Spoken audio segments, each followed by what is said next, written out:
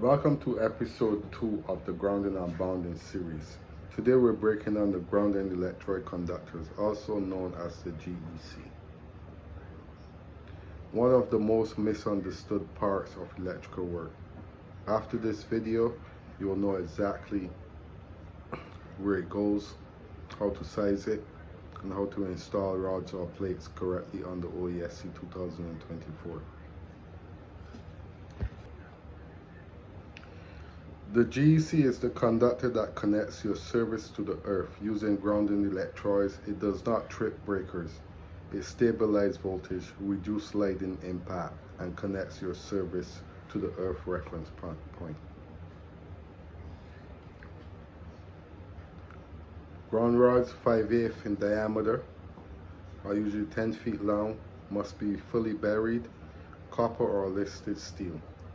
Ground plate minimum 24 times 24, buried 600 mils or 24 inches deep.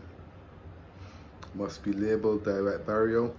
If soil is rocky or rod depth cannot be achieved, grounding plate is used.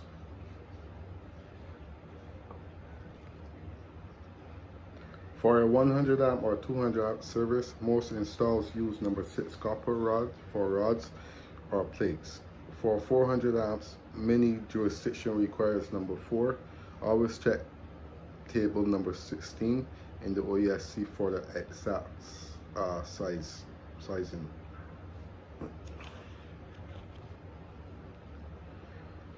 Keep GEC as straight as possible. Protect where exposed. No sharp bends, must be accessible for inspection. Use copper direct burial clamps. Never land GEC on your downstream panel. It only belongs at the first means of disconnect.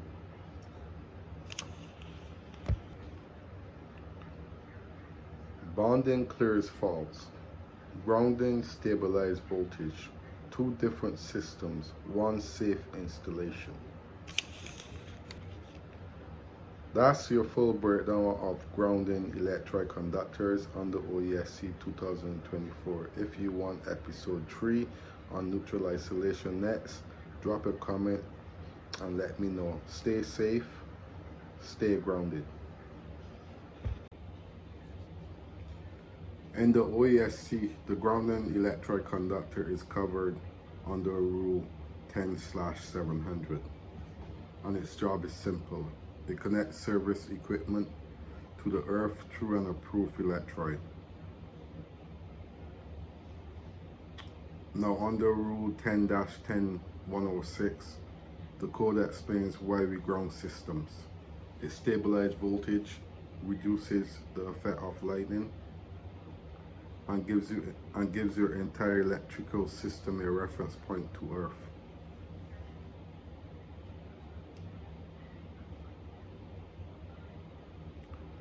But look at this.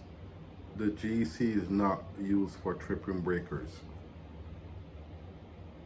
That's in line with Rule 10-208, where the main bonding jumper provides the low impedance false path.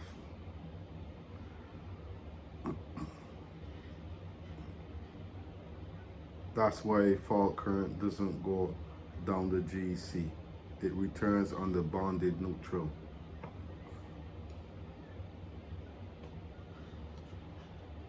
The grounding electrode system is not intended to carry fault current or trip breakers. Its function is simple. It's to stabilize system voltage, reduce lightning damage, and connect electrical system to earth.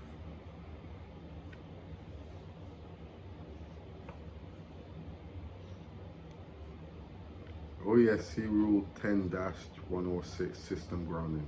This rule describes why grounding, including the GEC, is required. 10-1006 Electrical system shall be grounded to limit voltage imposed by lightning or line surges and to provide reference to earth.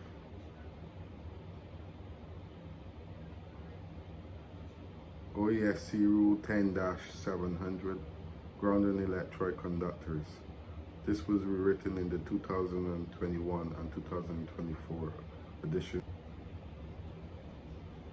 10-700, a grounded electrode conductor shall connect the service equipment to the grounding electrode.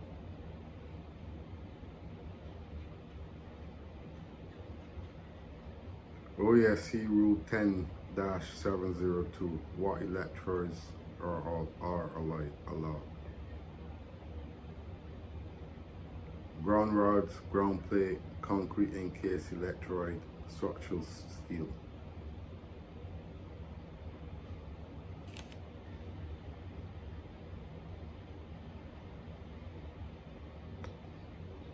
OESC Rule 10-208, main bolting jumper. This is why the electrode does not trip breakers. Fault current through the MBJ, not the GEC.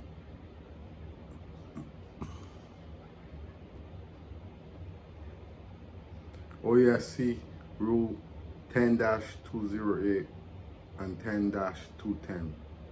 The system bounding jumper bounding screw scrap must be installed at the first point of disconnection. Downstream equipment must not bond the neutral again. Neutral bars in sub-panels must be isolated.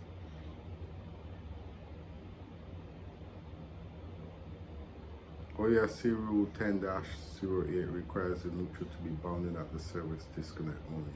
This is the main bounding point. After this, every panel must have the neutral floating. OESC Rule 10-700 to 10-702, GEC must connect to the grounding electrode, rod, plate, building, steel, rebar. Must be installed continuously without splices, unless in reversible compression. Size based on service conductor size. According to Rule 10-700, the GEC must run continuously to the electrode. You can't cut, twist, or join it unless it's an irreversible connector. OESC Rule 10-700, 10-704, 10-706. Ground rods must be 5/8 diameter minimum. Ground plates must have 0.2 meters square export surface area. Electrodes must be connected together if more than one is used. Rule 10-704 clarifies that ground rods and plates can be used, but they must meet the minimum sizing. A plate needs 0.2 square meters of exposed surface area. OESC Rule 10-106 and 10. The GESC does not clear faults. The bounding conductor clear faults. GESC job is stabilizing systems voltage and reducing lightning effects. As per Rule 10-106, the purpose of grounding is not to trip breakers, but clearing happens through the bounding conductor. OESC Rule 10-406 and 10-414 must be low impedance, must be sized according to Table 16, must connect all non-current carrying metal parts. Rule 10-406 reminds us the bounding conductor acts like a fault lane, providing the low impedance path that trips the breaker instantly.